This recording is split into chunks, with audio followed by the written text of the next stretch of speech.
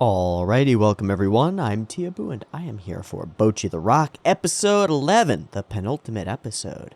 Last time on Bocchi was very worried about going and doing a concert for the Shuka Festival at her school, and in the midst of that worry, told everybody, no, I don't really want to do it, and threw away the invitation, not the invitation, the application form. And Akita found it, grabbed it, took it, and turned it the fuck in. Sneaky Kita. But in the midst of all of Bocchi's worry, she was invited to a concert showing, and had her world rocked a little bit by some live music performance. And that's sort of where I want to start, because this past weekend I had my world rocked a little bit by a live music performance. I went to a big concert, big for me, maybe not big for you, but for me, big concert. Biggest concert I think I've ever been to. Maybe the second biggest gathering of people that I've ever been to, or close to it. I think I've been to, I went to a football game at the Rose Bowl once, and that was large, because that's like a 90,000 person stadium, and it was about half full. So there were a lot of people there, and just an endless sea of people. But this past weekend, or this Friday, I went to a big old metal concert. I went and saw Lorna Shore, Mastodon, and Gojira live in concert. We missed Lorna Shore because we got there late, which I was very sad about because I was excited to see them. But most of the people who were there for Mastodon or Gojira, and I was there for Gojira mostly. All in all, it was a really cool show, and more than being a cool show, it was an absolute sea of people.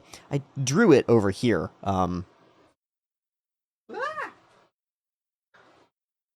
This is what the concert venue looked like. This is an adaptation of a little sketch that I did in the dark while I was there. Floor standing room was here. The people sitting in front of me are right there. The seats go all the way up, and I decided to draw it vertical. It feels like a horizontal space. It felt like a horizontal space to me. But once I started to really look at it, it was far more columnar. Big stadium ceiling, buttresses and arches and all sorts of rafters and metal stuff. And these seats on the side go all the way up and are at a shocking angle when you really look at them. They're at an amazing angle. And they were just totally filled with people, just chock full of people. And you could see cell phones and stuff, but when the lights flared out across the stage, or across the stadium, you could see thousands and thousands of people headbanging together in unison, like fist pumping together in unison. And there was a portion of the concert where one of the bands, where Gojira did the chant, which is one of their songs, and they did sort of a call and response section and got the whole crowd singing along, or belting out a couple of notes. And that was an experience to have about 16,000 people, because the occupancy of the stadium is about 18,000 for concert venues. About 16,000 people all yelling together. That was a novel experience. That was something interesting. And it was really interesting to me to walk around and stand in the lines and look at this mass of people enter the stadium and exit the stadium. To walk around the big throughways and thoroughfares and walking areas on the way to go get drinks or go get water or go to the bathroom, like blood vessels in a giant, or blood cells in a giant vessel all walking around. And it was a big reminder of how big the world is and how small the individual human is. And I don't mean that. Sometimes when you feel small in comparison to the world, that's it's like, oh God, I'm so small.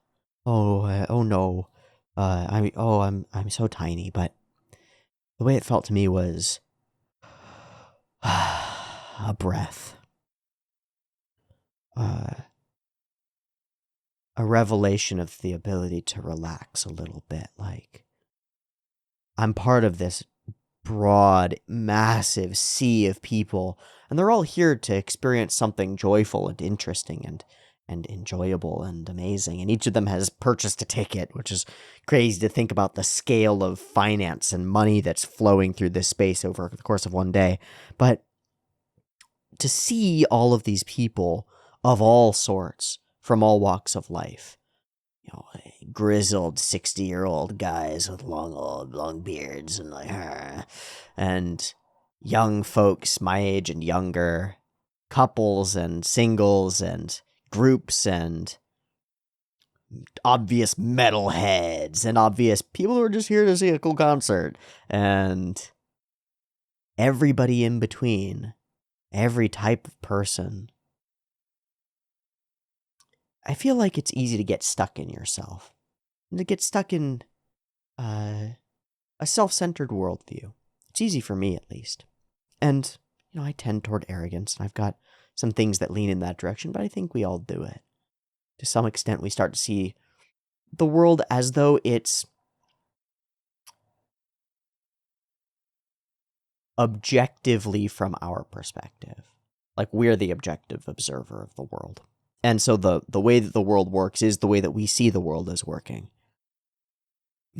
Getting to see that many people with that many different fashion styles and sizes and shapes and color palettes and t-shirts and different sorts of folks makes you realize that you're so much smaller than a drop in the smallest bucket.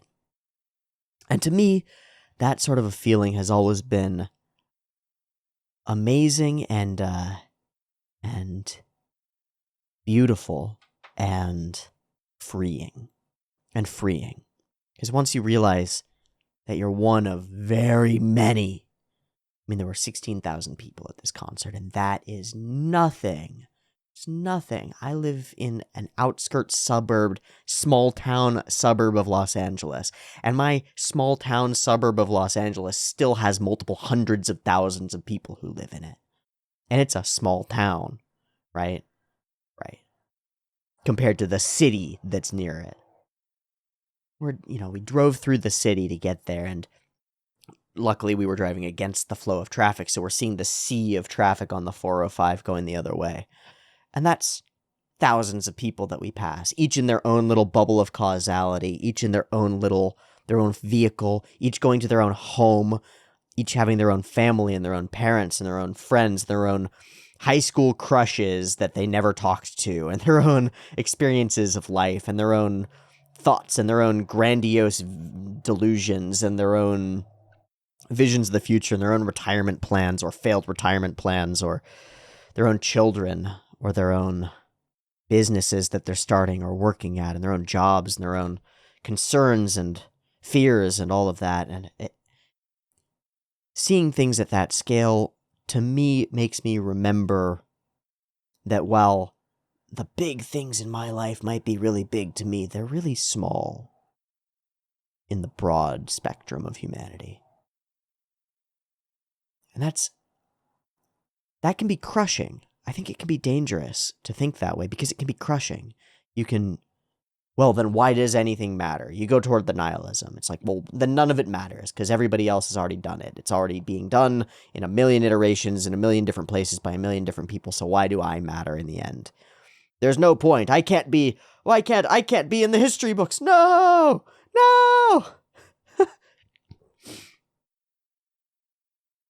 It's one line of thought that can emerge from that sort of an experience, but it's never the way that I end up thinking, except as an experiment, as a thought experiment. What I always end up thinking is like, man, I can do anything. Look at all these people. If I do something crazy, like try to start a company, and I fail, right? Oh, that's gonna be crushing. Oh, it's gonna be crushing, and everybody's gonna laugh. No, nobody's gonna care. Nobody's even gonna notice. Doesn't matter. Do the silly thing. Do the crazy thing. Who's it gonna matter to? None of these people know each other.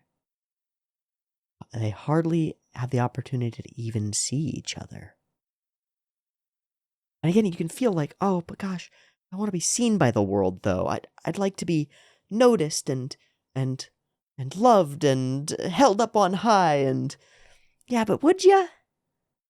Isn't it so much better to realize that you could go all out and fail in the most miserable way, and it would impact nobody. It would impact nobody.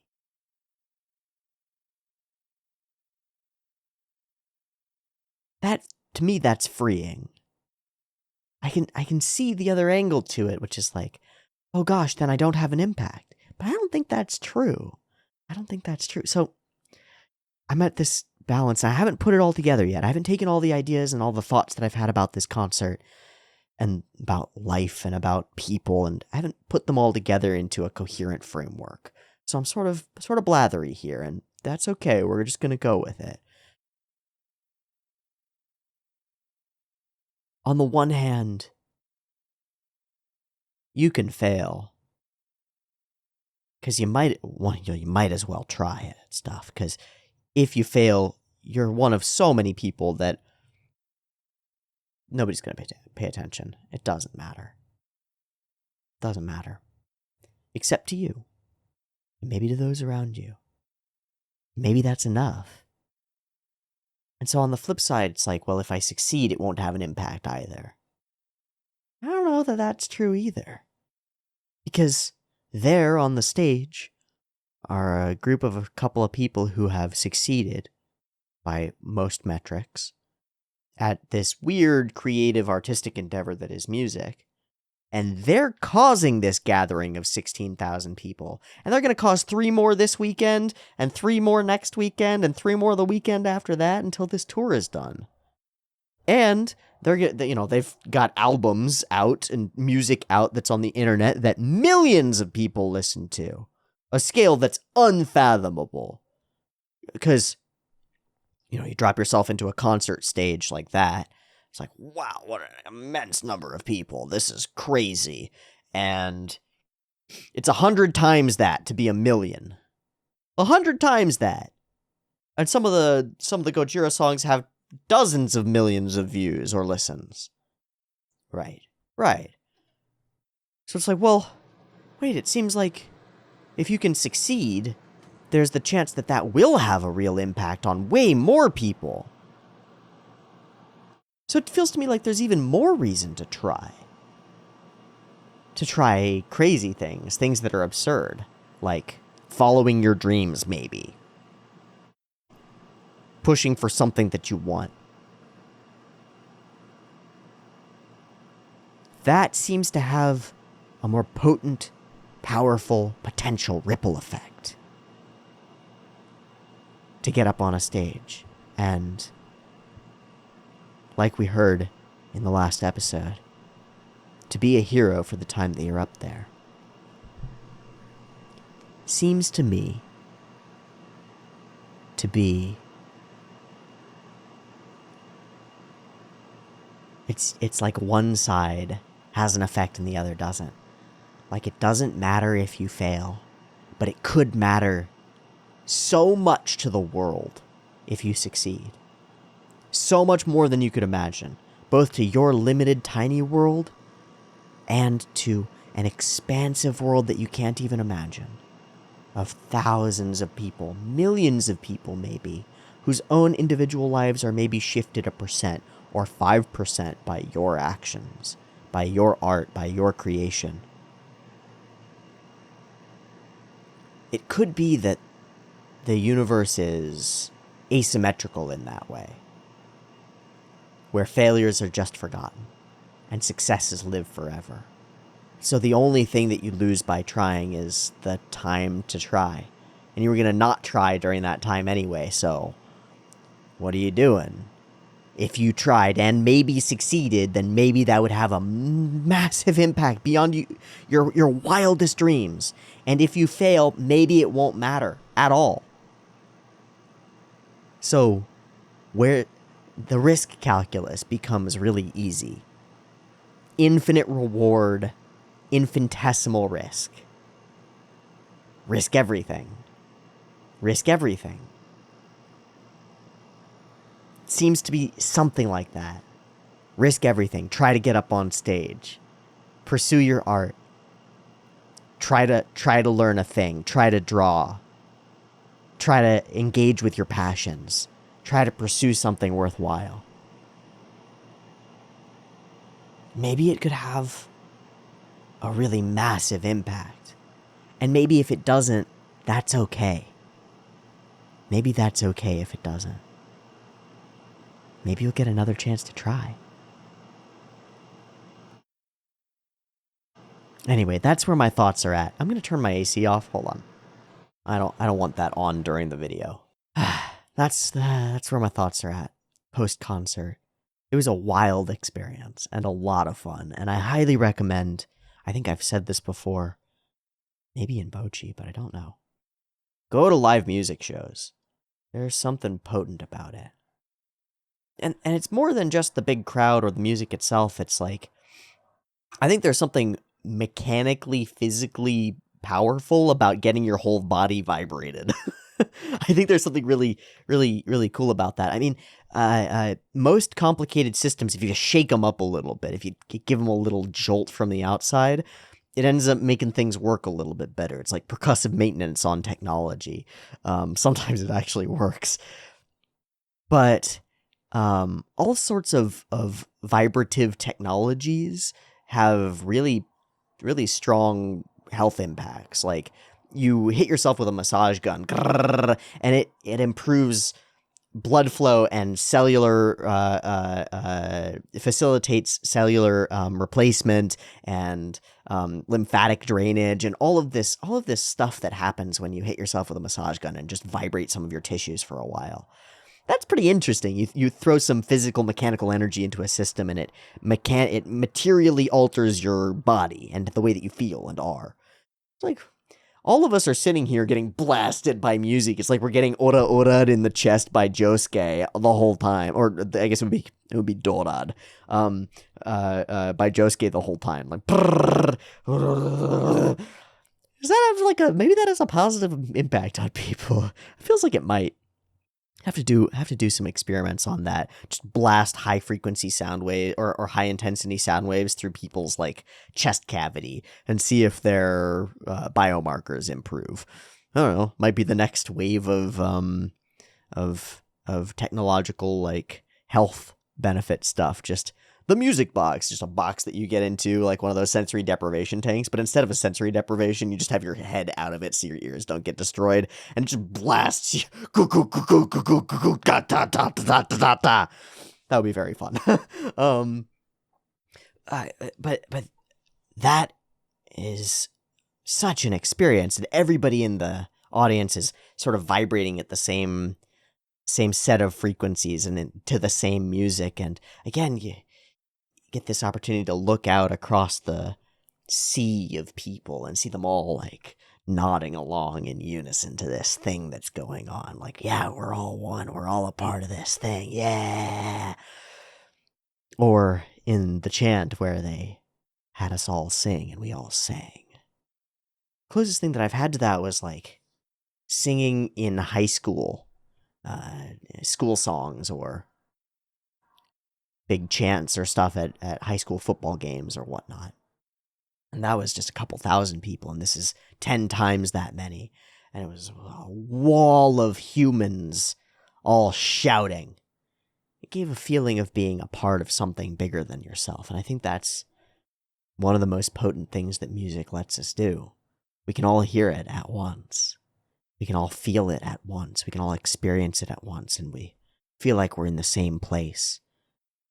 Even though we're totally different, we're all in our own bubbles of causality, and we're all trapped inside our own skulls to some extent. It brings us out of that and puts us together, puts us in a place where we experience together. That's rad. And there's something to that feeling of experiencing things together that I can fold into my experience of anime, because what I do when I'm experiencing anime here on the channel and I'm watching it and I'm sharing that watching experience with you guys, with all of you, is you're all watching it with me. And while I'm here recording, you're not. You're not here. I'm alone. But once it goes out there into the world, that piece of time where I'm here and I'm watching a thing and I'm experiencing it is shared. And I experience it with you over and over. And other people experience me experiencing it over and over. And we share something in that. We can, we can look at each other in a weird way. I can't look at you, but you can look at me. We can look at each other in that weird, it's an asymmetrical way. So is a concert.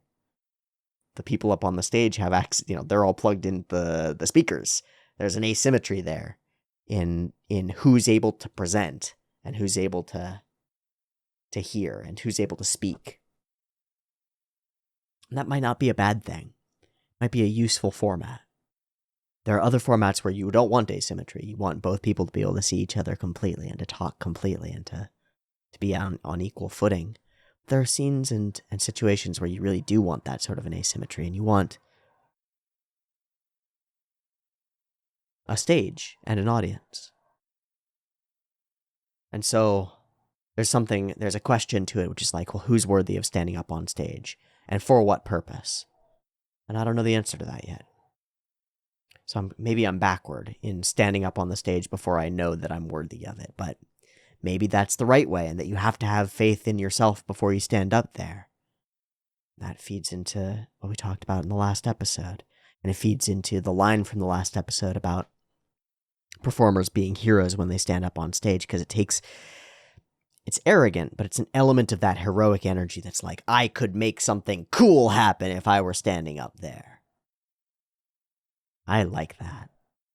I liked this concert a lot, and I want to go to more concerts like it, because there was something magical about this sea of people all united in looking up to a group of people who they thought were really cool. That's sort of what we do when we watch anime. There are layers between us and the people who are really cool in anime, right? Because the creation is what we interact with. In the same way, the music is what we interact with when we're watching musicians. It's the creation that we're interacting with. But music is maybe a little bit closer because we can see the actual musicians up on stage. And in anime or in animation, the animators and the creators and the directors and all the people behind it are all backstage. They're all way backstage setting the lights up, right? Making everything look good. So we don't get that direct human-to-human interaction, but we interact with the art. We look at it and we observe it and we try to figure out what's going on behind it. And in doing that, we're really beaming information between the brains of the creatives who produced the thing and we consumers who look at the thing. And that's magical. There's something really, really funky about that. I don't know. The experience encouraged me to seek out more places to be a performer, to seek out more stages, as well as to have some real awe for the people who do it, and some desire to be like them, some inspiration, as well as some feeling of freedom. It pulled me out of myself because I've been wrapped up in this idea of maybe over perfection, but also of potential failure, missing the mark, all of these things. And those are real threats, they're real problems, but I feel like I can breathe a little bit easier and take things simultaneously like they matter a ton, and like I don't have to fear failure. Really interesting. I'd like to know if anybody's had any experiences with live music recently.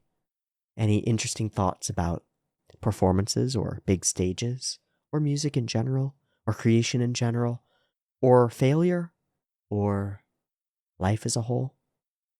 Let me know what you're thinking about in your life. I'd like to get back to the point where I'm doing more of the audience interaction and have a better a better relationship with the people who watch me. And maybe I don't like this idea in a weird way because it feels so arrogant, but there are people who look up to me. That blows my mind. I'd like to know them a little bit. To play with the asymmetry of being up on this stage and see if we can change the playing field a little bit and get some more back and forth. At least have the audience sing too.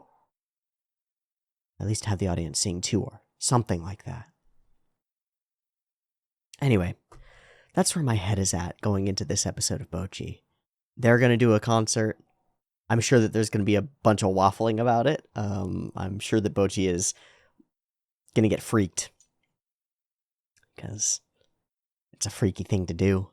Stand up on a stage amongst people that already actually know you, that you do have an interaction and a relationship with, where your failure might, at least in your anxious Bocchi brain, freak you out and make you feel like it'll ruin everything and everybody will look at you like you're a failure forever. That's enough to get into Bocchi's head. I mean, nothing is enough to get into Bocchi's head, so something is easily enough. We're going to do the festival, or at least move toward it. I'm looking forward to cute interactions between our characters. I'm looking forward to encouragement. I'm looking forward to Kita trying to learn more on her own because she's inspired by her senpai in Bocchi. I'm looking forward to silly, goofy gags and weird, over-the-top jokes, and a cool episode of Bocchi the Rock. Let's give it a watch and see where we end up. I've got Bocchi episode 11 up and ready to go. It's 0 seconds. There'll be 2 versions, picture-in-picture in the description, timer on YouTube, beep beep timer. Let's go G for Bocchi.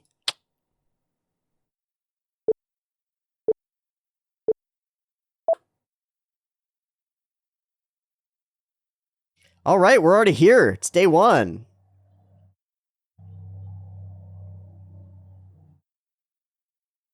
Nice. Boing, boing, boing, boing, boing, boing, boing.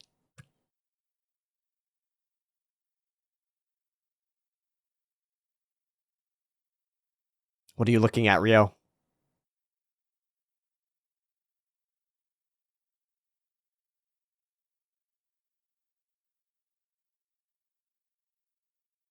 Oh, it's the maid cafe. Who? Oh.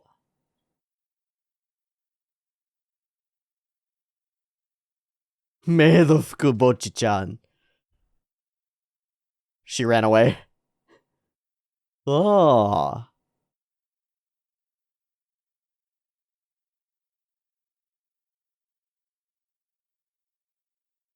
Yeah, if only she could have just told us. Yeah, but telling you's worse.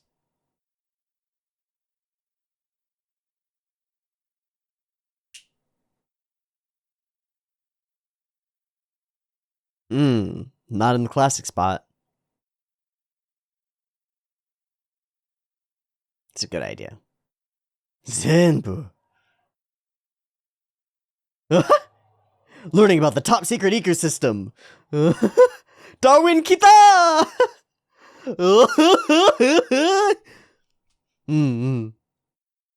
Human, no.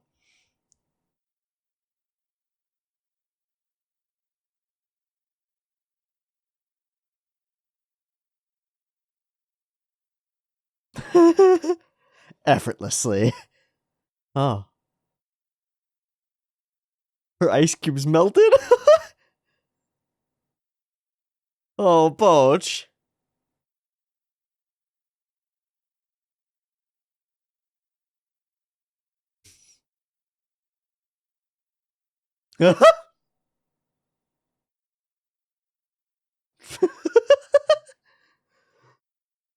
I mean, there's a trash can right there, dude.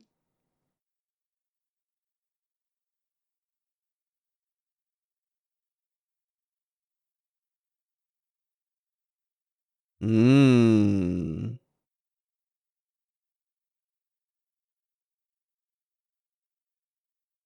And then... Oh, oh, yeah. Fucking hell.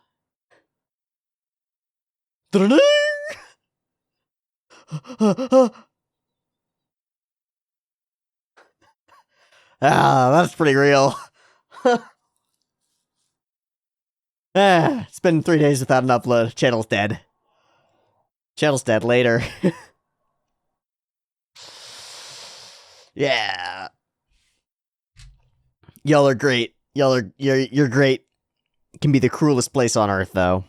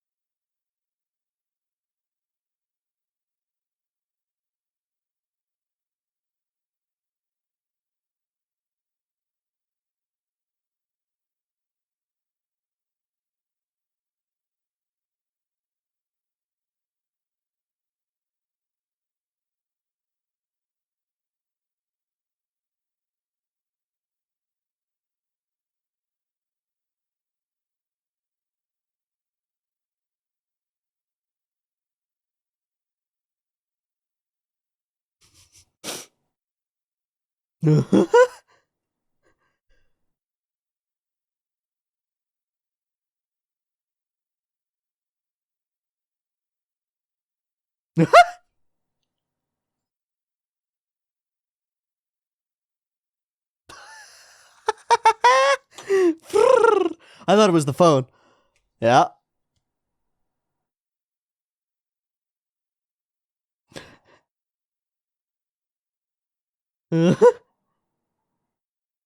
Just covered in dirt.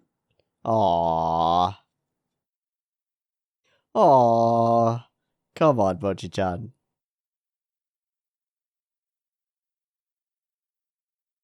Hell yeah, we're on a fucking set list now. But that's day 2, right? Okay, so we'll do day 1 and then day 2. That's cool. Maybe we'll leave off right before that happens by the end of this episode.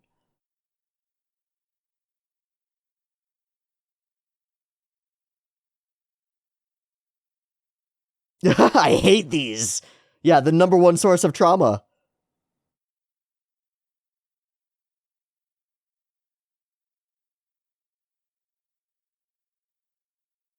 Ooh.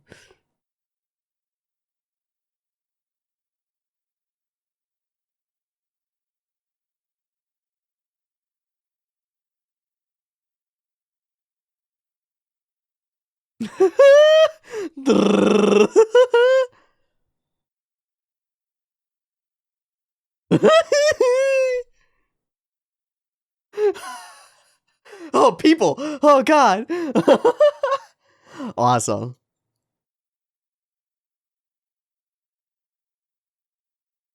Give me food. Yep.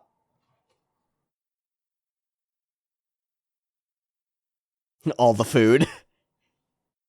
Oh. It's perfect. Yay! Yay! What's that remind me of?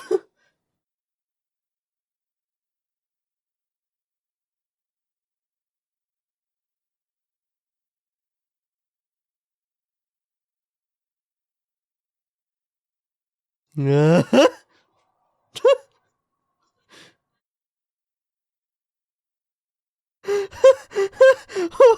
the fuck was that? What a face.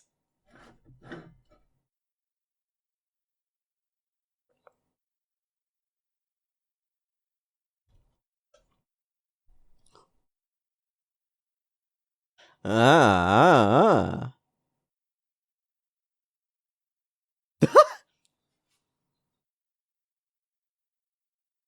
Oh my god. Oh my god. Amazing. Amazing. Spectacular. Yeah, where did they come from?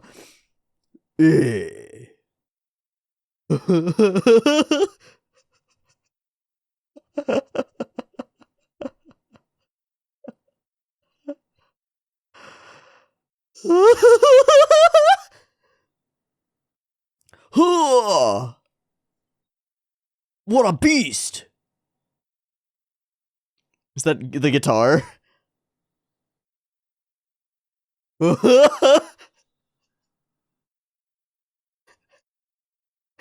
Shrieking. The pompadour or the mohawk going across the ceiling is the best. Is the absolute best.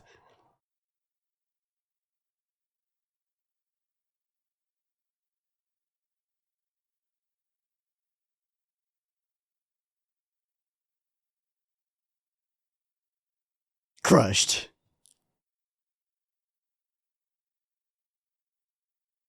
Hum.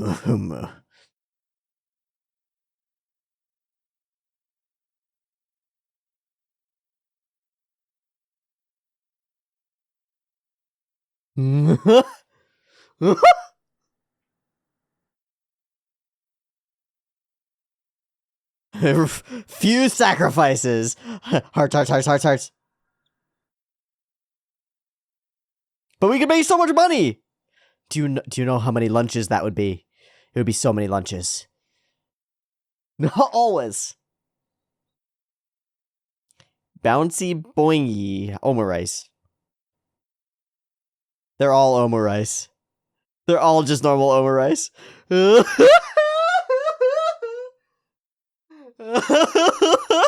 Oh. So you make omurice. It's the illusion of choice. It's just the illusion of choice.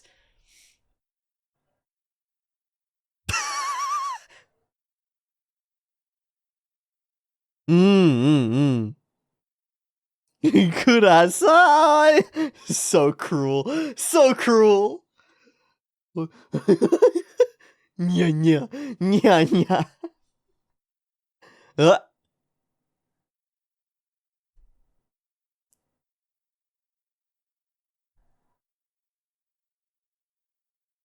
yeah, got it. That's not great. You bought frozen omurice. Show us how it's done, Kita. Yes, let's watch. We're gonna do a full henshin here. Oh my god.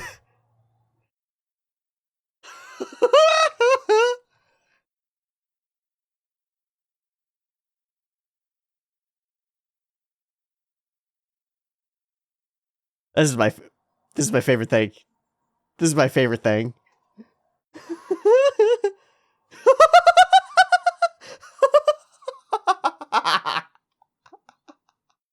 What a great loop. Fuck off, Kita.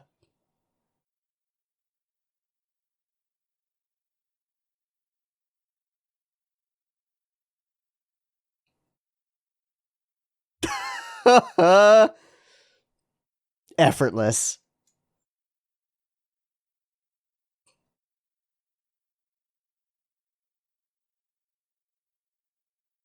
This is just K-On! Now. It's just K-On! Now. Ta-da!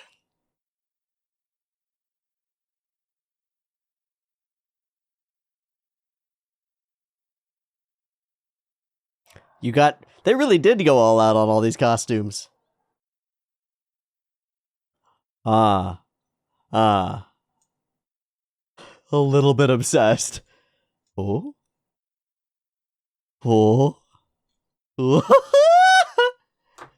Flip.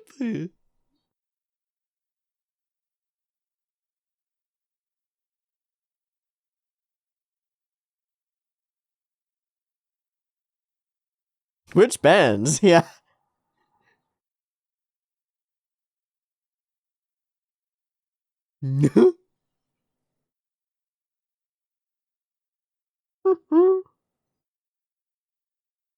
Devil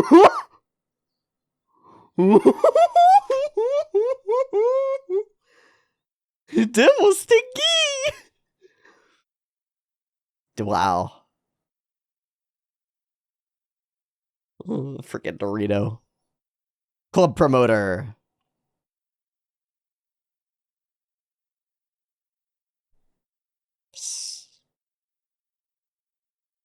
Yeah, it's pretty big. Oh, wow, that was fun.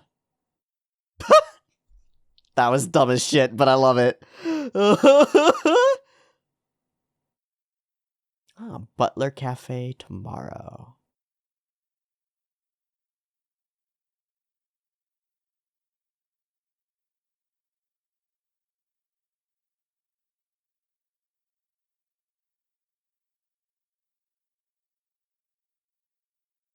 Happy Yurashi. Nope. Nope.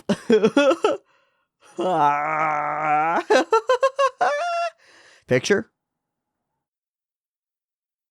Oh. Oh. Oh. Check it out.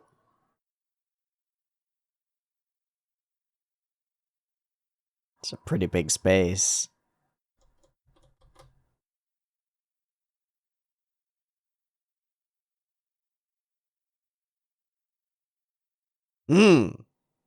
Kita-chan power. Don't freak the fuck out. Don't freak the fuck out.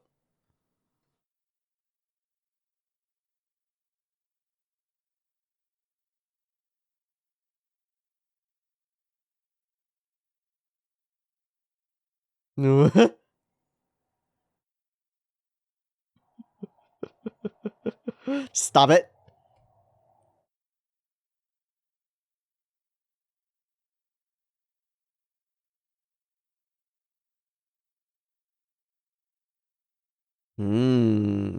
Maybe that's when we'll find out how cool and famous he is.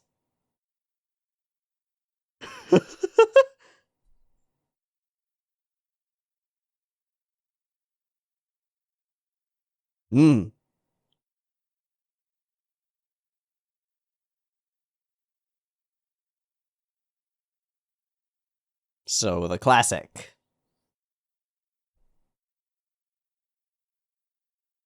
Thinking of something special?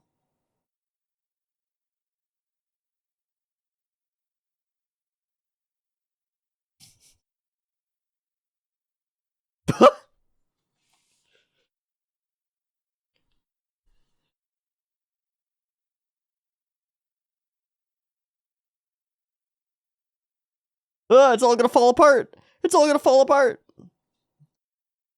It's not gonna fall apart. We're gonna make it.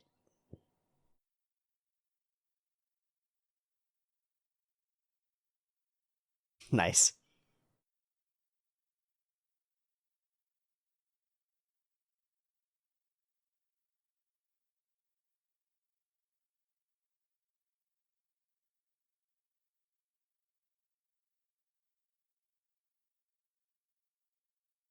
What did you actually notice there?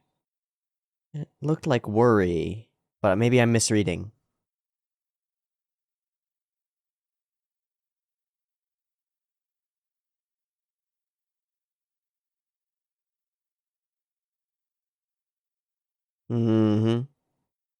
Put some of that serious respect.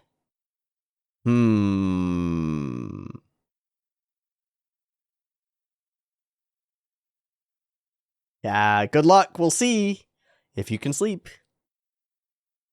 Oh, it's got it. All right, we got room for one big ol' scene. Him yum yum yum yum yum yum. Him yum yum yum yum yum yum.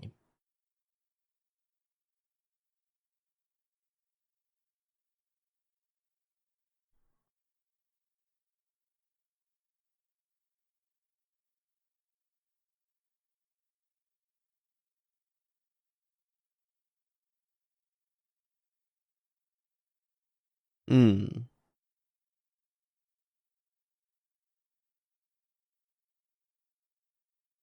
Mm. The whole day feels ethereal. Feels like it doesn't even exist. Impermanent.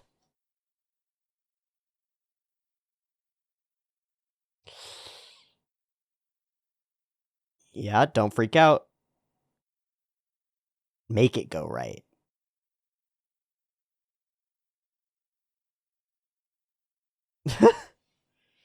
Wow. Oh! Don't get overwhelmed by that shit. Wow. Ridiculous. Ridiculous. What the fuck? Hey. Somebody slap her. Somebody slap her.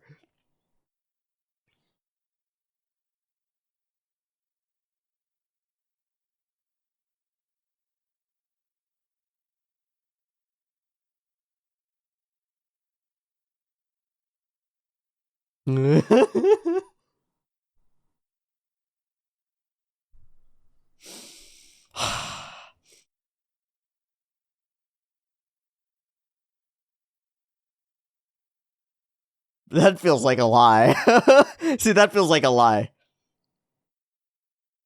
Okay, there we go.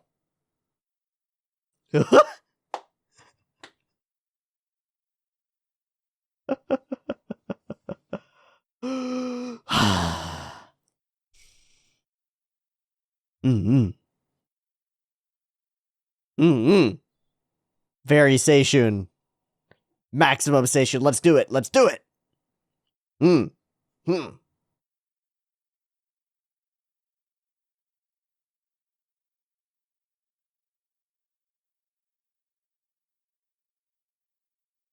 Oh!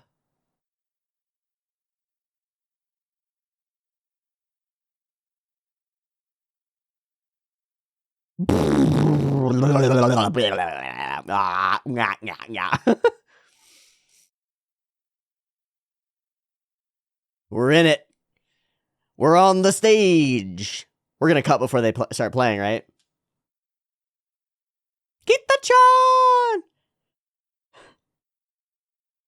I wonder who's famous here. Aha.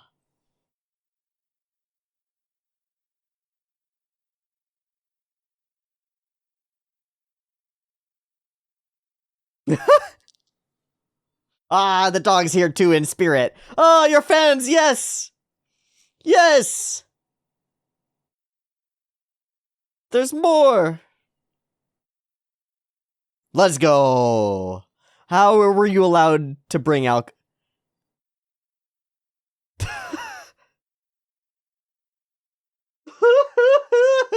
Who let you in? Yeah.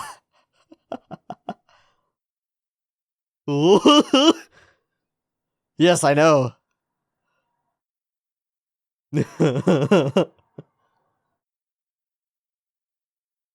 Give.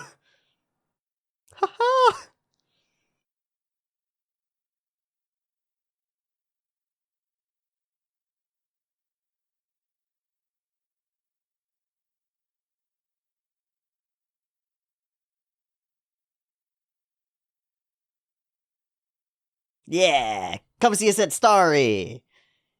Yeah. We're gonna do it. We're gonna fucking do it.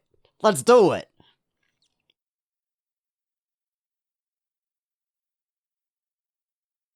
Flash, flash, flash, flash.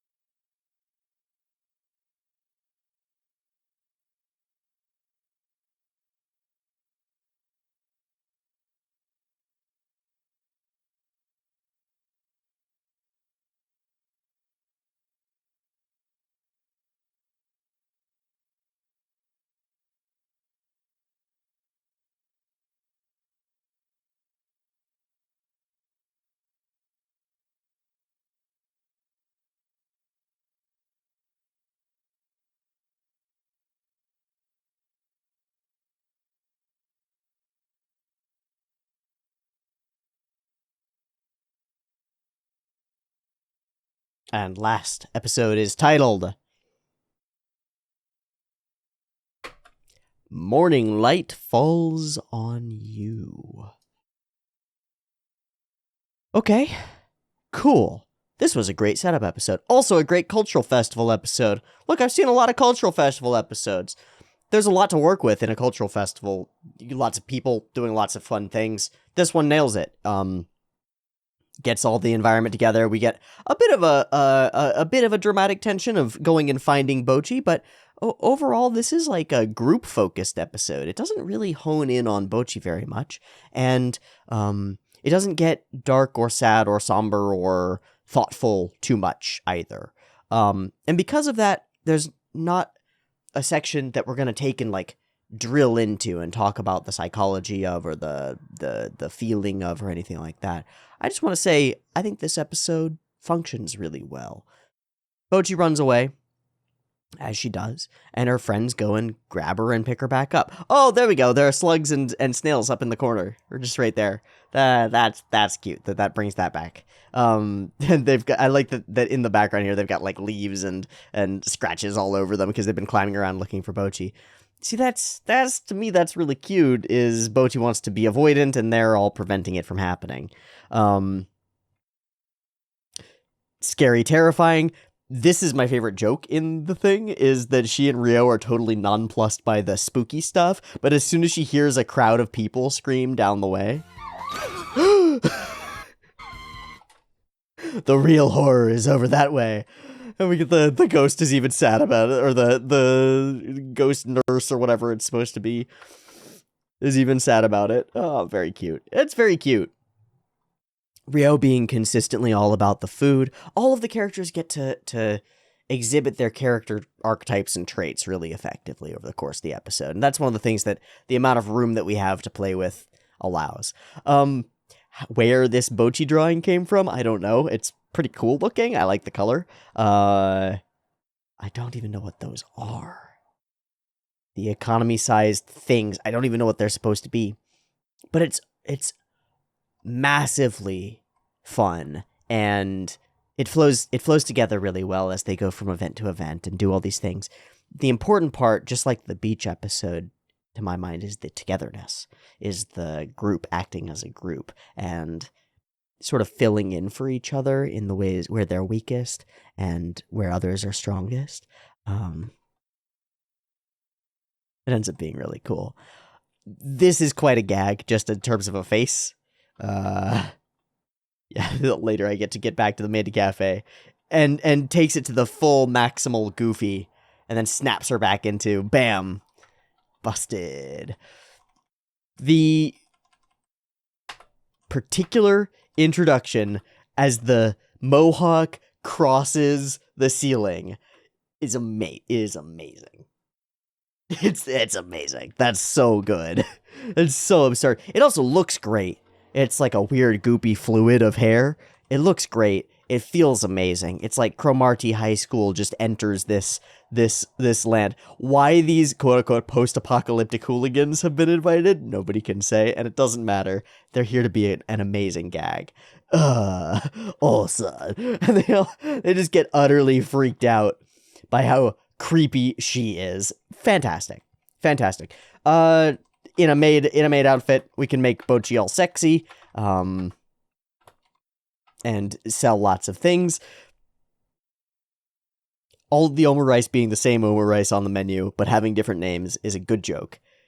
Bocchi doing a magical deliciousness spell like you'll see in maid cafes is a great joke. Kita actually going ahead and managing the deliciousness spell, and we do the whole thing with all the musical cues and the da-ding, da-dong.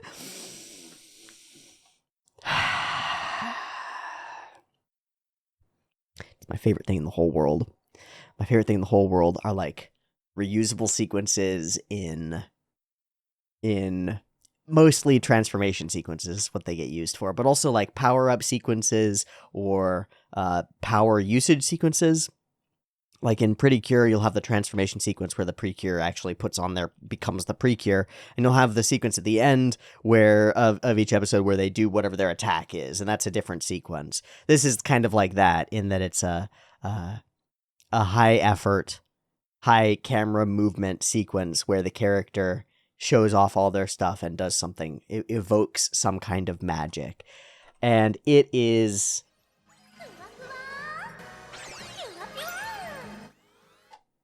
It's lovely. It's lovely. I love this shit. I actually love this shit. I actually love this shit. It's some of my favorite stuff, and we make the gag land immediately afterward just by nature of having a goofy face on Ryo. Because this cracked me up. This absolutely cracked me up when we transition from there to this goofy looking face on Ryo just chowing. Fantastic.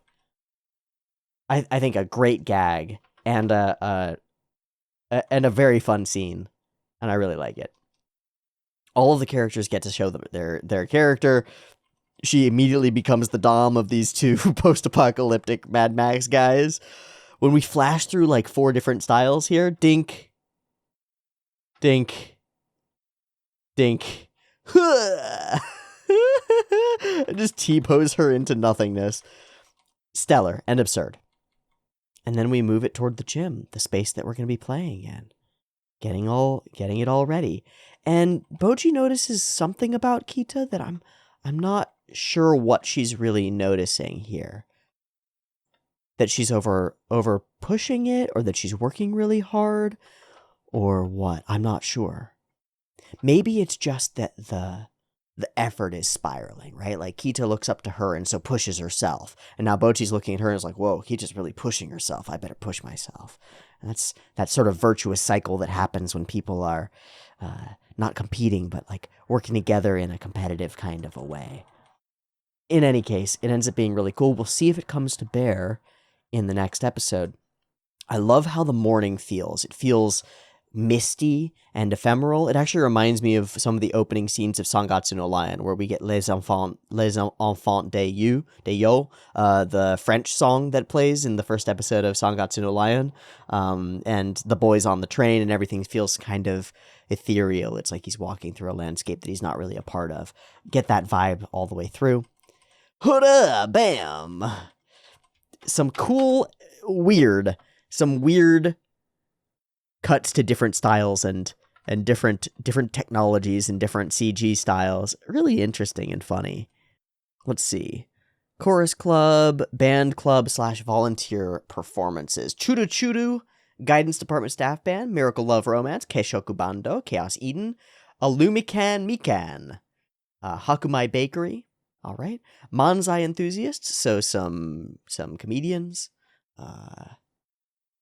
Volunteer Miseinen no Maruhari until the teachers get mad at us, and the planned ending. All right. Well, we're right in the middle of everything. 1:30 p.m. approximately, and they're going to get the chance to play up on stage. Freaked out as could be, but ready to go. As ready as they can be to go. Everybody's here, including some people who maybe shouldn't be here. Or at least shouldn't have been allowed to bring alcohol into a youth school event. Our first song as Keishoku Bando on this stage, and that's where we leave off. Excellent. Let me see. 7 minutes. Okay. I am currently downloading episode 12, and we're going to watch it today. See ya in a bit for that. Peace.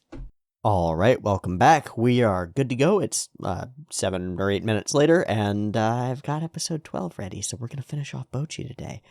As always, when you come to the end of the thing, it's the end of an era. It's like, oh, it's kind of sad, because Bocchi's been a fantastic show to be watching, and been really, really helpful for me. It's been timed really well with some of the things going on in my life, and it's inspired me in a bunch of fascinating and really potent ways. So I've had a lot of fun with Bocchi, and I'm sad to see it go, but I'm glad to get to the end of it, to finish it, to see it all, to experience every bit of it and soak it in as much as I can, and to share that experience with all of you, and to talk about it, and to hear everybody who's mentioned Bocchi in the comments talk about how it's had some level of impact on themselves, or made them think about their world or their place in it, or art or music or creation or possibility differently than they did before. as well as think about darkness and despair and depression and isolation and anxiety and fear differently than they did before, because those are a part of the near universal experience of being human too. And so we get to experience that along with these lovely characters, and they are lovely characters. And with this lovely show, and it is a lovely show, it's been really compelling and really fun all the way through. We get to see how they stick the landing, and I'm confident that they're going to stick the landing. I think it's kind of a weird grand tradition almost to have cute girl shows end with a music performance of some kind, even when they're not musically related. Think of God Knows and Haruhi, right?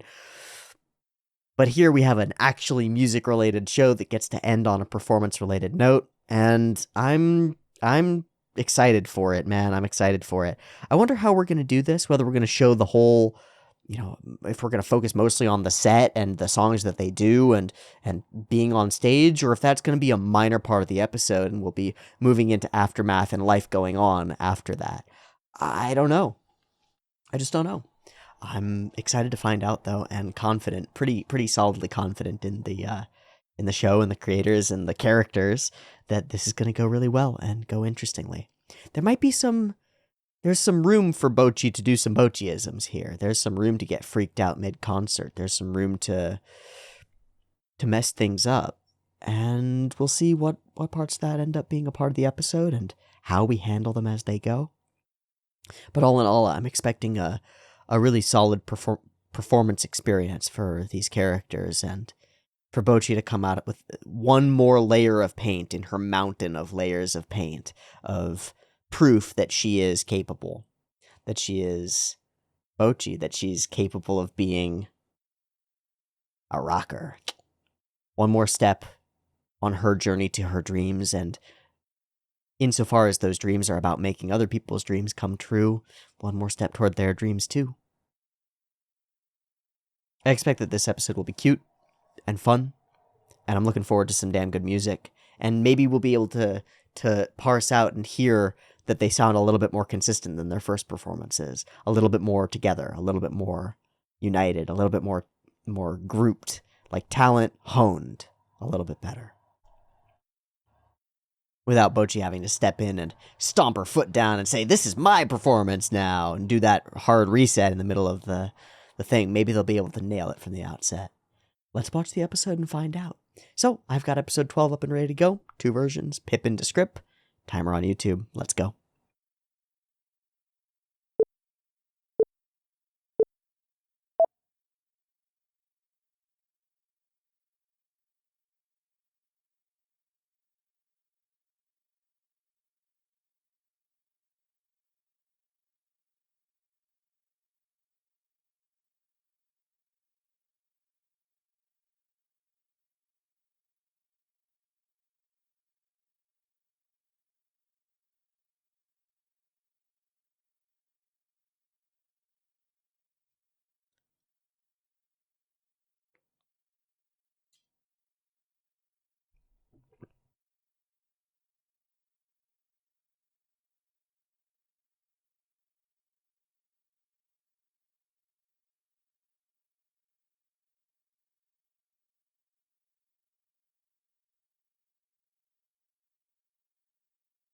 I still really like that they've isolated her.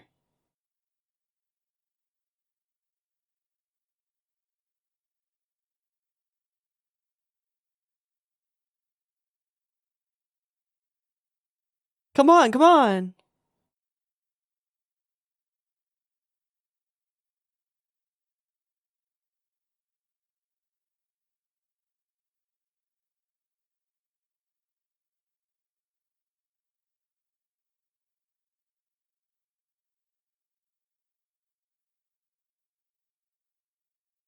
Rad. Ah, this is so rad. Look up! Look up, Bocchi-chan!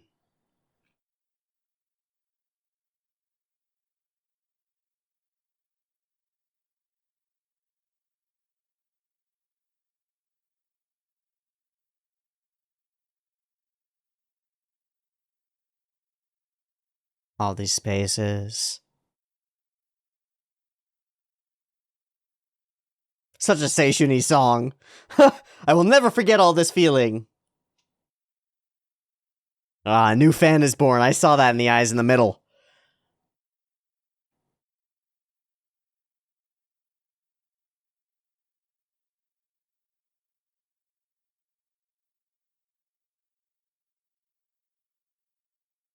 So about half full. About 500 people? That's a big concert.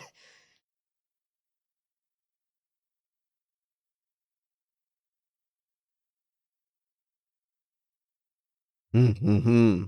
They love it. Kid, though. What?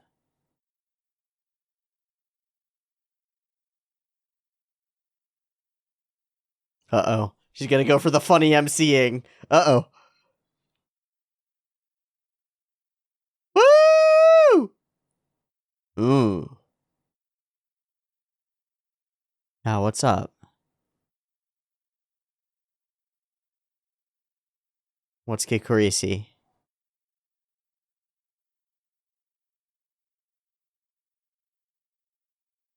Never actually funny. People just laugh along.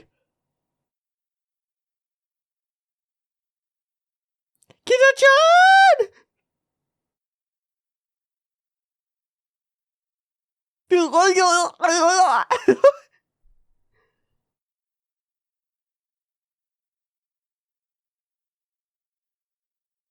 So what's up with Bocchi?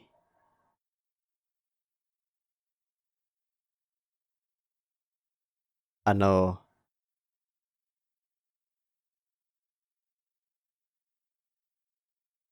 Doesn't seem to be anything wrong with Bocchi. It's a very fun intro. Get the bass playing off of the lead. Oh, there they are.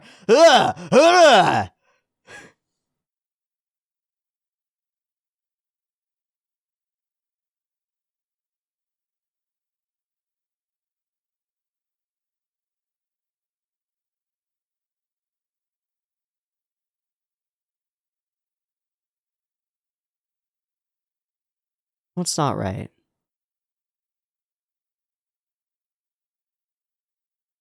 Hmm.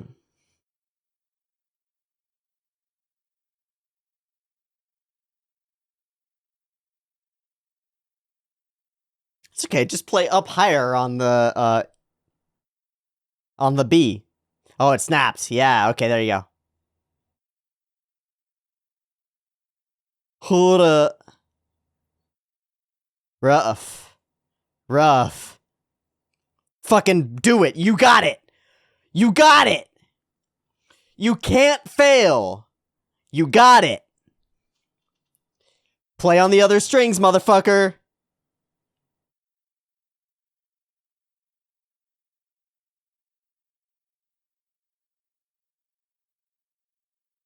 Let's go, Kita-san. Is she about to use that as a slide? Fuck off! Let's go!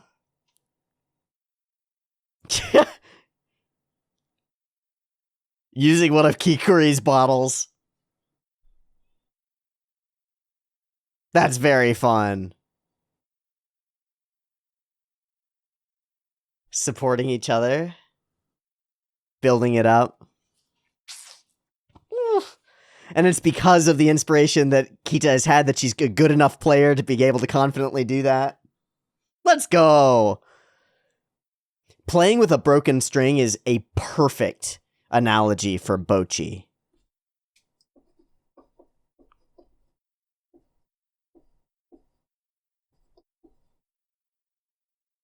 That deep breath, man. You can't fail. Like, you actually, it's impossible. You cannot.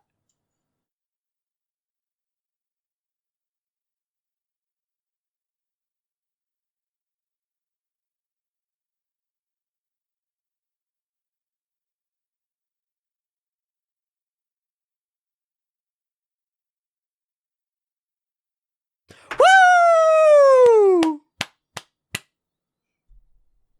Yeah, yeah.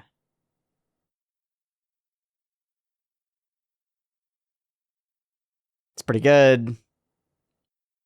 This is what you've trained for.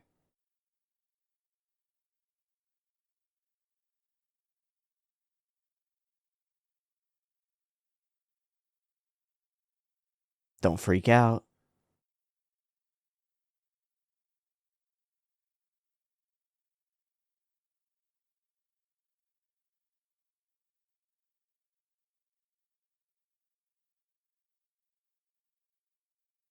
Woo!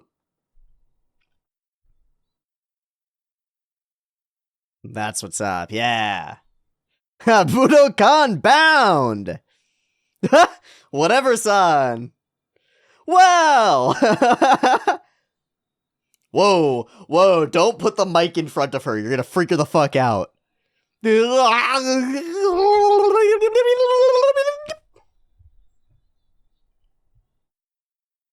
Just say thank you so much. Something funny.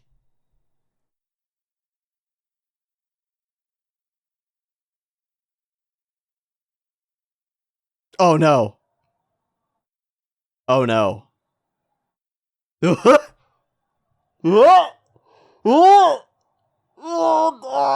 nobody's ready for it. Splat, just straight down. Oh god.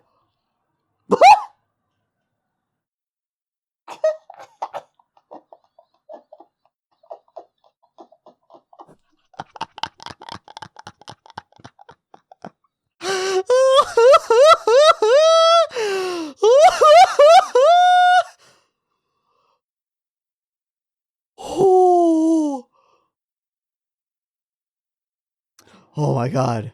Maximum faith. Was this all a dream? Nope, that was real. That was real. She really did that. Oh my god, you want a school reputation? What are you talking about? Oh yeah, they're gonna remember that forever. That's great. Ridiculous.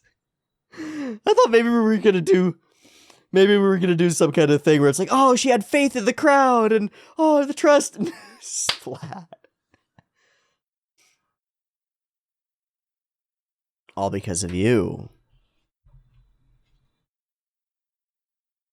Hmm.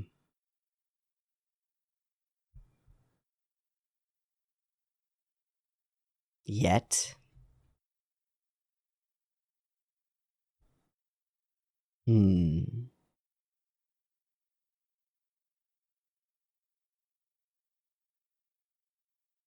Aww. By the first name basis. Let's go. Give and take. Mm-hmm, mm-hmm. Yeah. Transition, the change that's happened. Wow. Oh no.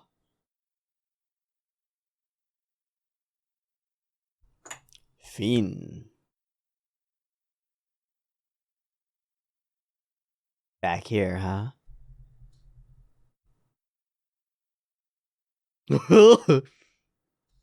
Hey, she's got a rep now. People know who she is. Yeah, this horrible place. Hmm. I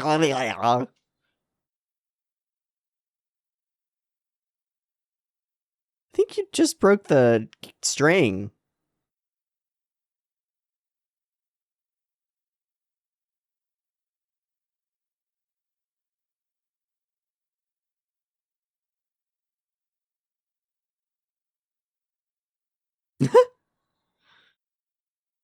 Oh yeah. A rad rocker.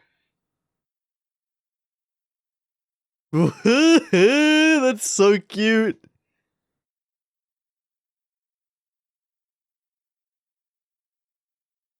What?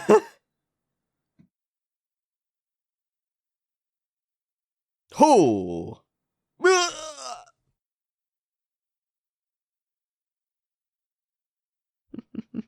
You've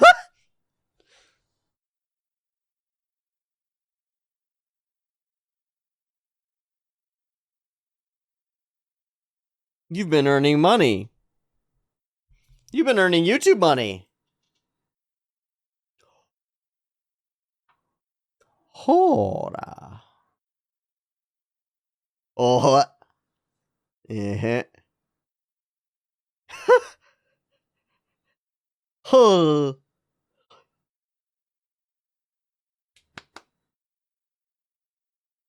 That's fucking nice. That's pretty cool. I love that the daughter is just totally all over him.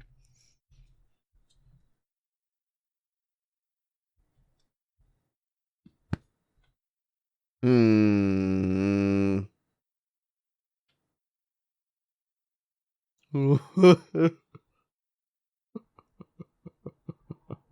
What are you gonna do with? Wow.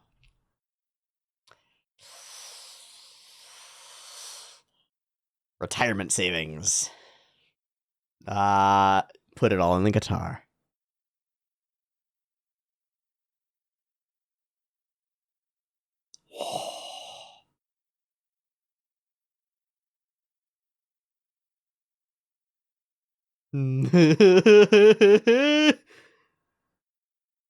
Ha. Oh. Oh, it's horrible.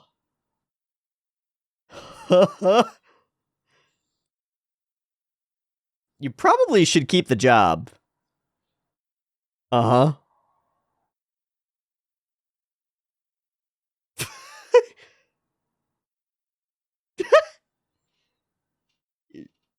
Okay.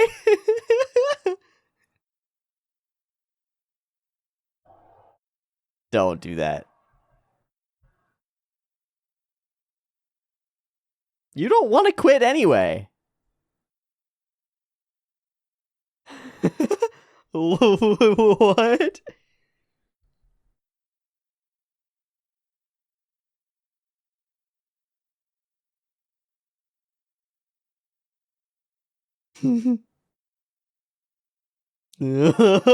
Damn, my perfect plan.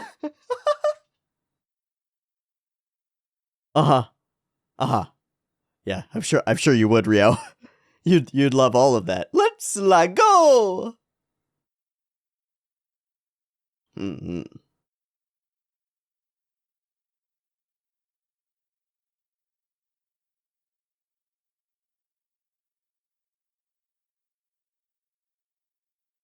Yeah, give us the history.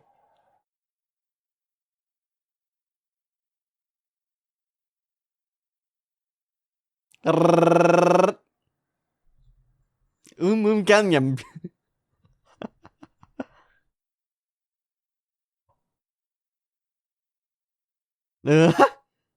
You gotta feel it.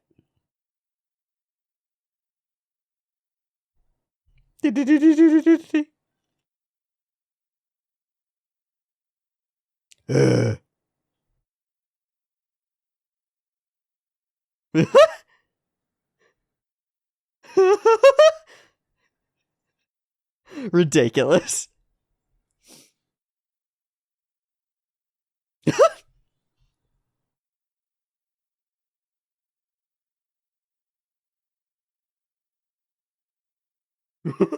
She can't see. Ridiculous.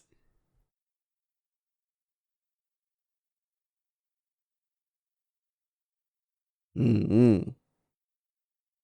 You.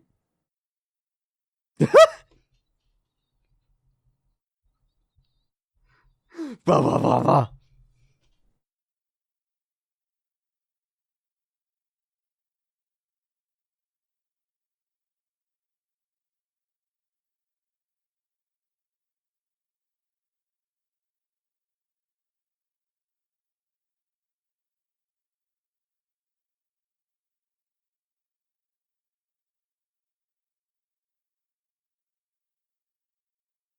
Bam.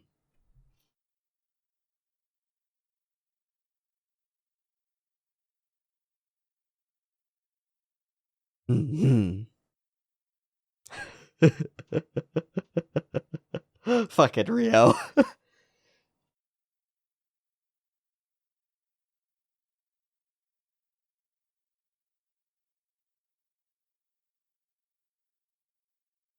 You can have too many guitars.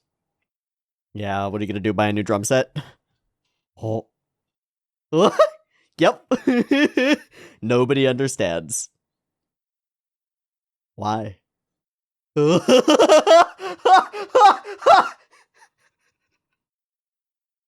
Best gag of the episode.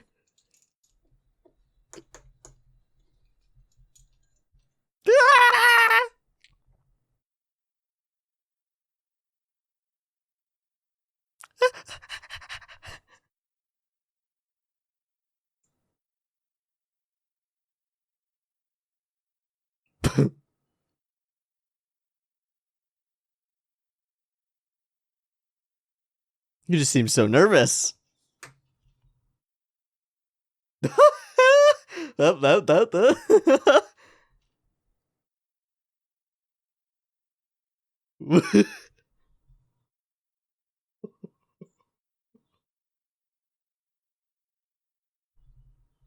Oh.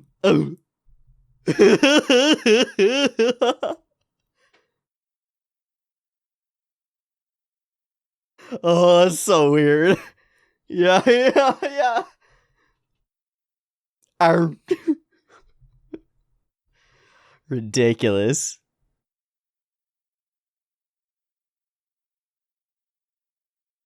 Mm.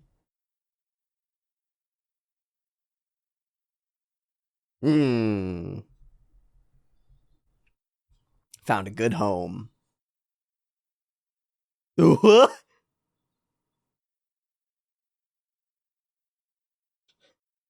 Her head bang.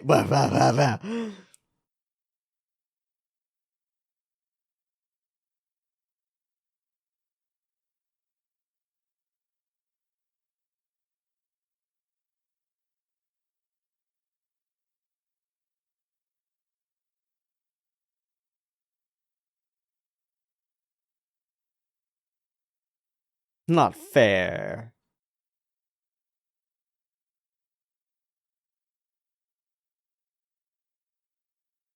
Yeah, I'd rather just go home. I'd rather just go home. But what's ahead? Yeah, what's ahead? Budokan bound! Yeah! Flash, flash, flash. Characters, characters, characters. Yeah. No. She's gonna just get you to pay for all the food.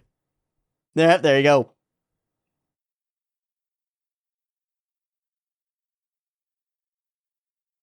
Here we are. New guitar, new Bocchi.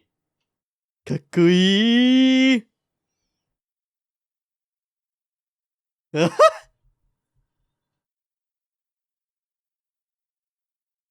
Yeah, it's fine.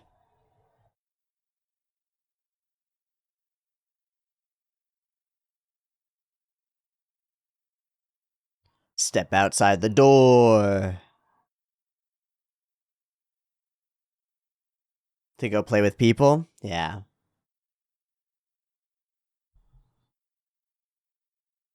Okay, 2.5 minutes left. I'm gonna just let it play.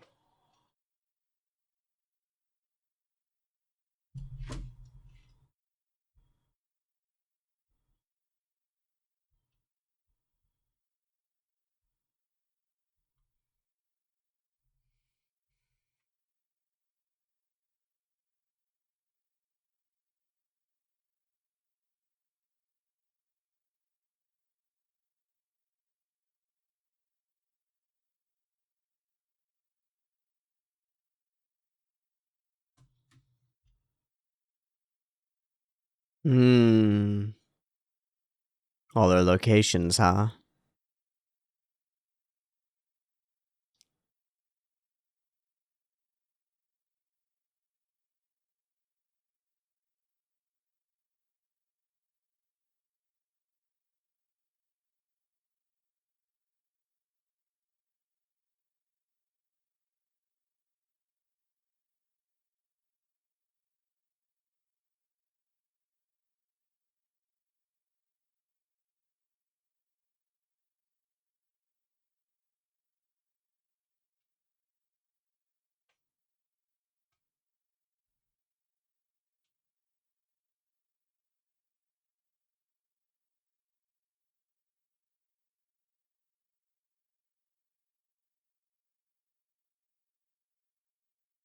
The Loner's Corner.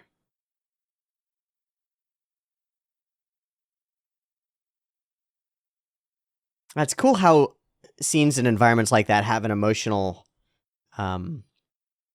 The landscape becomes an emotional one, not just a visual or a physical one. Because that's the location where Kita and Bocchi have practiced together and where Bocchi has sat and practiced.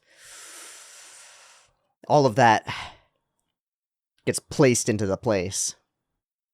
There's a lot of that throughout this episode, is showing places that we've been before in a different context, in a different setting.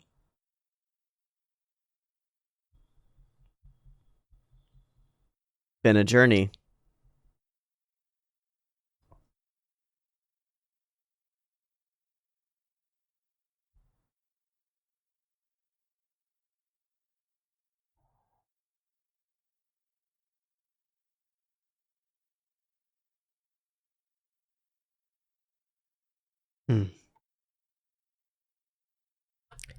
Thank you. Thank you, Bocchi! Thank you, Bocchi the Rock! And they're all Keshokubandoed together, all tied up. Each of them has their own colored band as well. Yeah. Thank you. So here we are, back where we started, and completely different. Totally different person. Same person, totally different person. I was saying as we go through the ED sequence here, our landscapes have changed. They've gathered emotional weight or power or potency or value or meaning or something. And a lot of this episode is that. It's being in the same places with the same people and it being completely different. Like this playground has a totally different feeling to it, a totally different weight to it, because this is where the first interaction with Nijika happened. That's the railing she vaulted over and broke through Bocchi's barriers with, right? Like, we're in a totally different place. We've gone on a long journey, and the fact that we're in the same place physically as we were before does not mean that the journey has not been a long and serious one, because it has. The characters interact fluidly throughout the episode. They're matching each other's stride, and they're understanding each other. It happens a lot to Bocchi, where characters are like, "Oh, Bocchi, you probably want to look over here, right?" And she's like, "Oh, yeah, actually I do." And they're all able to predict each other a little bit better. They've gotten to know each other a little bit better. The squad is really a squad. We've glued these characters together. You know, this character group didn't exist in episode 1. Fundamentally did not exist at all in episode 1. It was just Bocchi. Talent, fear, anxiety, self-destructive spirals. And now here we are with all of them on stage, and they're believably friends to me. They're believably friends to me. The actual music performance, I think, is excellent. I think it sounds great. I think it looks great. I think it feels really good. And there's drama around it as the string breaks, and we get this little flub, this bump in the road that could derail Bocchi out into oblivion. She could just get absolutely rocked by this, right? Fall apart completely. And this time it's Kita's turn to pick it up. And she does. She ad-libs on the guitar, and she holds the fort down. What do I do? What do I do? What do I do? And Kita's there. Bam. And she's doing it so that she can show the world. It's just like the other people's dreams that we had with Nijika. Kita's there. I want to become good enough to show the world how good Bocchi is. To make sure that she gets the chance to shine. To make sure that everybody in this band gets the chance to shine. To group together. Now, it's a cool thing to use the glass bottle and do the slide thing. That's a cool way to do it. It doesn't matter what it was in this moment. What matters is the overcoming, is the choice to go. And I said during this, I was like, you can't fail. And I don't mean, we're all counting on you. You must not fail. That's not what I mean. What I mean is you literally cannot fail in this moment. It doesn't matter what you do. As long as you do something and keep playing, people are going to be like, awesome! You cannot fail. The only way you can fail is by giving up. In this circumstance. I really believe it. Because nobody in that audience knows what the guitar solo is supposed to sound like, and all of them can see that the string is broken. And when something like that happens, you have every right to bow out and be like, oh, I guess my shit's broken, I can't do it. But if you hold it together and you push through, now you're in unknown territory. You can't fail in that unknown territory. Something about that just rings true to me, and I don't know what it is. But if you keep it up, the show keeps on keeping on. And here we are. You did good even when your string broke. And of course, we put more on more pressure on Bocchi, and she thinks that she's got the best idea, the best move. Does the full, absolutely terrifying stage dive into everybody steps out of the way and lets you fall directly on your face. Rough. And it doesn't matter. And it doesn't matter. And that's exactly right. And I think that's exactly right. And it doesn't matter. And people will remember it, right? They'll remember it, but we hear the memories in a positive light. It's not like, oh, there's that fucking weirdo who jumped off the stage. It's like, whoa, there's that crazy rocker chick who's out of her gourd. That chick's cool. She's cool. So Bocchi, despite herself, manages to build the reputation that she actually wants. She's closer now to Star Glasses Eyes, Band Across, Commander of Fun, Sergeant of Joy, to all of that shit, because she is actually out of her fucking gourd. And it's a great gag, and it's very silly, but it's also wonderful, and it's also wonderful. I love this little moment with Kita's eyes all focused. Wow, you got really good, Kita. Yeah, but her eyes sparkle when she looks at you. So they got this mutual thing. It's like that competing and working together sort of thing that I mentioned. One person's talent and willingness to share it sparks the desire and the instinct and the inspiration in other people. And the failures don't seem to matter. What if all of your failures could be forgotten and all of your successes had an impact?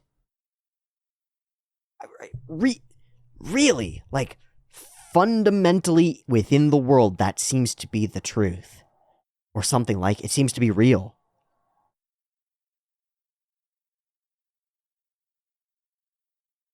Your successes can live forever and your failures can be forgotten. It seems like the only person who can hold on to those failures for very long is you. That's amazing. It's amazing. So then, if that's the case, and I don't know if it is, but what if we suppose that it is? How different could you be in life? How differently would you approach life if that were true? If you're like Bocchi and you're anxious constantly about failing and making a fool of yourself, and that's what it boils down to. It's like, gosh, I'm gonna step out my door and people are gonna laugh at me. They're gonna go, what a fucking idiot, loser. What if that's just a lie? What if that's just a lie, and the only thing that they're gonna pick up and take notice of is if you do something really cool? How differently could you live your life if you believed that? Even if it's not true. Even if it's not true. If you believed it, how differently could you live your life? If you believed that it wouldn't matter if you failed, but if you succeeded, everybody would notice. And only if you succeeded. How many more things would you be willing to try? Because the risk reward is zero risk, infinite reward for everything. Zero risk doesn't matter. Whatever the flaw is, whatever emotional state it puts you in, whatever neurochemical distraughtness it puts you in, that sucks. And you could forget about it in a day, a week, a month, a year. It's gone.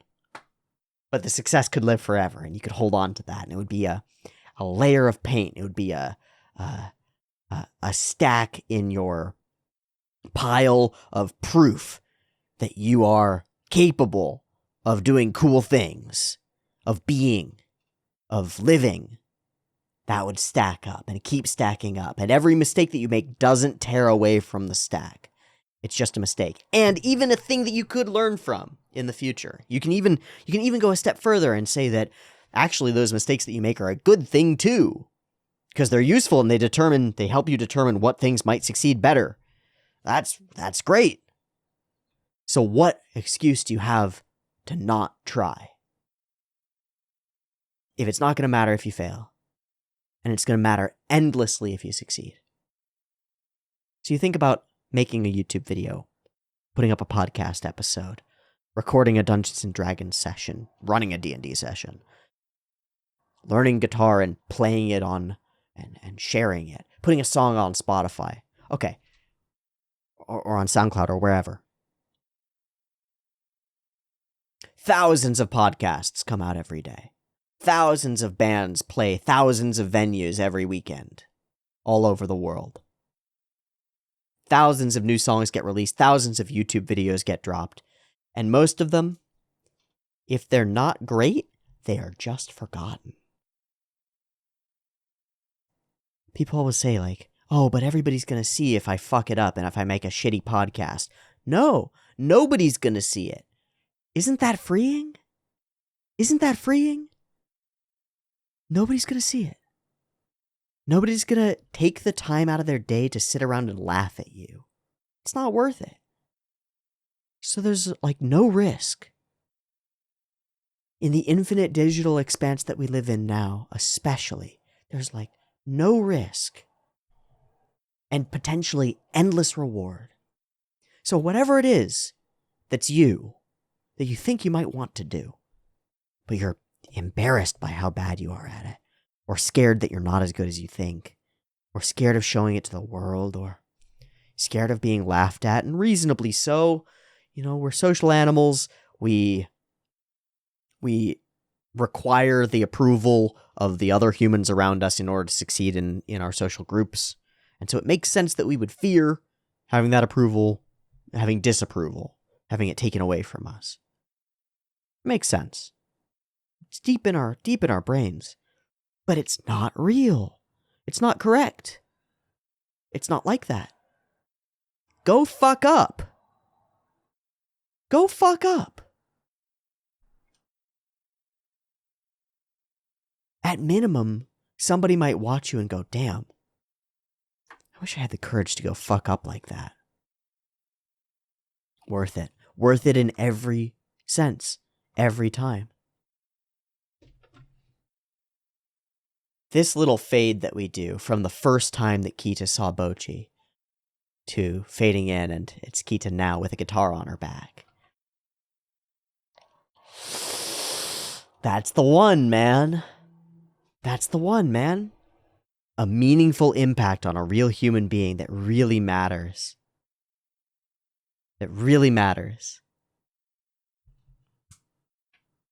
The courage, just a little bit of courage to fight the child inside of you that's terrified of not making friends. And that's what the story of Hitori is that she's still stuck as a 5-year-old going, I don't know if I can say yes to the thing that I can obviously say yes to and go and join everybody and play. And now, as a 16-year-old or whatever, she's able to say yes a little bit. And it changes the entire landscape of the world around her and her entire worldview of everything around her. The entire flow and perspective and direction of her life is different because of a yes. Because you can overcome that fear. So if you can just reduce that barrier of fear a little bit and increase that activation a little bit, increase the energy a little bit, and get yourself to step over that first boundary, bam, you're in motion. Bam, you're in motion and move and go somewhere and do something. What should it be? I can't tell you. Because you're you and you're unique and you're different. And maybe you're not talented at guitar. And maybe you're not talented at art or this or that or this or that. But there's something. There's something. And maybe you could pursue it in a way that would be interesting. Even if it doesn't jump out at you as being possible, you might be wrong. Right? It might be like, oh, well, I'm useless. All I am is obsessed with playing video games. Yeah? Yeah. How many people are now successful, or at least moderately successful streamers? Now, how many of them are failures and are forgotten? Tons. How many of them are successes and are remembered forever? Tons. If you're really passionate about the games and the playing of them and the talking about them and all of that stuff, you can find a route to make that passion into your thing. And you could turn that route into something that changes the lives of other people who are like you. Because you could show them that they have a route to it too. I did with anime. I still don't know what the fuck I'm doing. I'm still scared of it. I'm still worried about failing all the time. And it's ridiculous, and that doesn't make it not there. But it's possible to take the thing that you're passionate about and pursue it.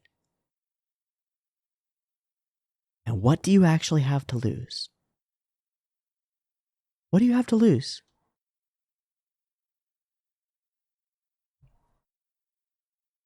Your egotistical ideas about what you could be, your crazy ideas of yourself on a Budokan concert stage that will never come to fruition if you don't step forward? Yeah. You'd lose those. And you'd replace them with a much richer thing, a reality and a set of real experiences, not just imagined wisps of dream. Real experiences that you could really look at and say, well, at least I tried that. That was cool. Yeah, there was this period in my life where I tried to be in a band, and it didn't last, but it was a cool experience, and I met all these cool people, and yeah, more of that. More yes to the things. It's fucking awesome. Pursue something, and start now. I don't care what it is. The computers are going to take your job anyway. Whatever drudgery work you do, that's going to be gone soon. Start putting some effort into something that you think is worth it for you. For you. And it might be worth it for everybody. If you could just pursue that honestly. If you could just overcome that schoolyard fear of rejection. Because there are so many people in this world that you could get rejected by 6 billion people and you would not even notice it. Already you don't know any of the people in the world. Any of them. So what's the difference? That you'll just not know them still? No change in a negative direction. Potentially infinite change in a positive direction. Find a thing, go after it, reevaluate in a couple of months. Find another thing, go after it, reevaluate in a couple of months. And maybe you could inspire somebody else to live to their fullest potential like she does with Kita. Maybe that could create a virtuous cycle. And maybe it would even be fulfilling and worthwhile and good. And maybe I believe that being is good. And I believe that you have to make a choice to make it so. But I think that if you make the choice to make it so, it will return that and it will feel like it is good. So in the moments where being doesn't feel like it's good, you can choose to act as though it is anyway, and it will be. And I think that's Bocchi to a T. Kicking and screaming, dragging herself and being dragged by the extroverts around her, certainly. Maybe it would be worth it. Whatever it is, I know you've got it. I know it's in you. It's in all of us. Whatever it is. Maybe it would be worth it. And maybe even if it didn't work out, it would be worth it still. Go and do it. Go and do it. Lovely show. Massive impact on an immense number of people. Unquestionably to me, this show has changed lives. How many? No idea. But it's evidence of itself. It's evidence of itself. The ideal embodied by the show is the ideal expressed by the show, is the effect created by the show. That's what I like to see.